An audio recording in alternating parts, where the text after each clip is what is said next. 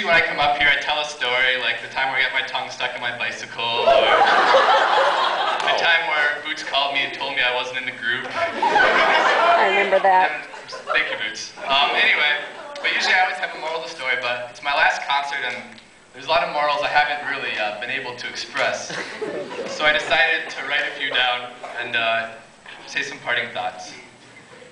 Guys, if a girl in the front row makes a raptor noise like that, you probably shouldn't say, I don't actually know how to make a raptor noise. But anyway, if she makes a noise like that, you probably shouldn't go, cool raptor, because she might have Tourette's.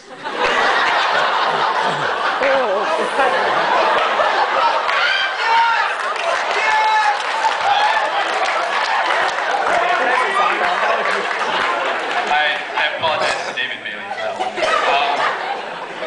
You always need to surround yourself with people who keep you serious and people who sometimes realize it's not the time to be serious. And that's what I think this group is really good at.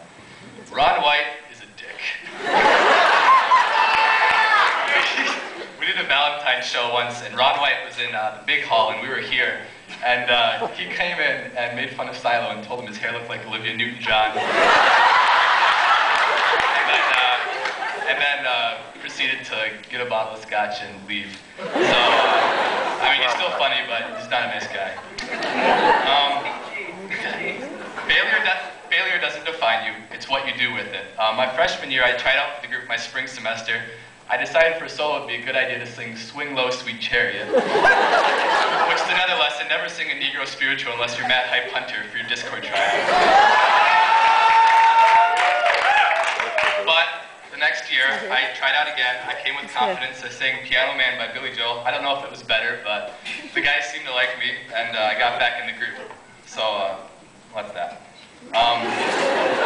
Farting is always funny. Anyone who tells you otherwise needs to get over themselves. Don't mention people by name on stage, such as last show when I mentioned someone who lived underneath me and complained about noise by name. It might get back to the hall complex director, and you might have to explain yourself.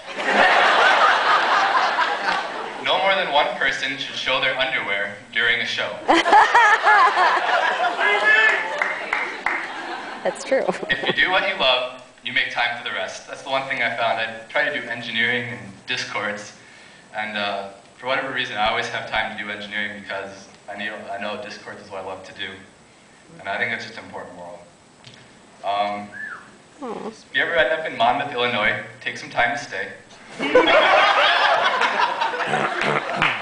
never get a second chance to make a first impression. A lot of times we throw away gigs, and it's too bad because people hear us for the first time. They don't realize that we can be good and we can be funny. Every gig is important.